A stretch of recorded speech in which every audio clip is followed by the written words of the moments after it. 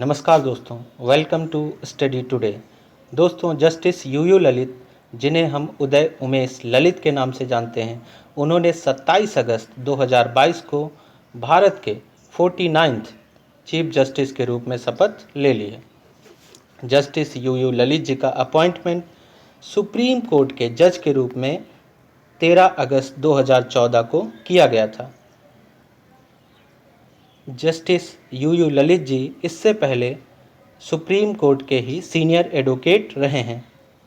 Exam point of view से this fact is very important कि justice U Lalit ji देश के दूसरे मुख्य न्यायाधीश हैं जो सीनियर एडवोकेट रहे हैं। जनवरी 1971 में अपॉइंट किए गए भारत के 13th chief justice justice SM Sikri ji देश के पहले ऐसे एडवोकेट हैं जो भारत के मुख्य न्यायाधीश बने हैं। जस्टिस ललित का जो रिटायरमेंट है वो 8 नवंबर 2022 को होगा। इस प्रकार से उनका कार्यकाल केवल 74 डेज का है। Justice Lalit ji supreme court के जज के रूप में कई महत्वपूर्ण निर्णयों का हिस्सा रहे हैं, जैसे कि ट्रिपल तलाक जिसमें इंडियन मुस्लिम्स अपनी वाइफ को 3 बार तलाक बोलकर डिवोर्स दे सकते थे।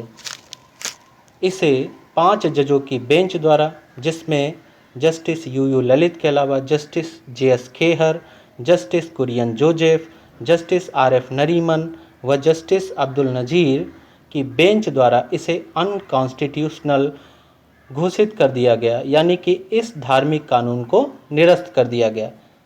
पद्मनाभ स्वामी मंदिर का केस, जिसमें जस्टिस ललित के अलावा जस्टिस इंदु मल्होत्रा की बेंच द्वारा त्रावणकोर की जो रॉयल फैमिली है उसके मंदिर पर प्रबंधन के अधिकार को सही ठहराया गया। सीनियर एडवोकेट के रूप में भी जस्टिस ललित जी कई महत्वपूर्ण निर्णयों का हिस्सा रहे हैं, जैसे कि 2011 में सुप्रीम कोर्ट की 2 जजों की बेंच, जिसमें जस्टिस GS सिंघवी और जस्टिस अशोक कुमार गांगुली द्वारा उन्हें CBI के 2G स्पेक्ट्रम केस में पब्लिक प्रोसिक्यूटर अपॉइंट किया गया था। अगर बात की जाए कि जो चीफ जस्टिस हैं इनका अपॉइंटमेंट कैसे होता है, तो जो वर्तमान चीफ जस्टिस होते हैं उनके द्वारा सबसे सीनियर मोस्ट जज का रिकमेंडेशन किया जाता है, जिसे बाद में प्रेसिडेंट द्वारा अपॉइंट किया जाता है।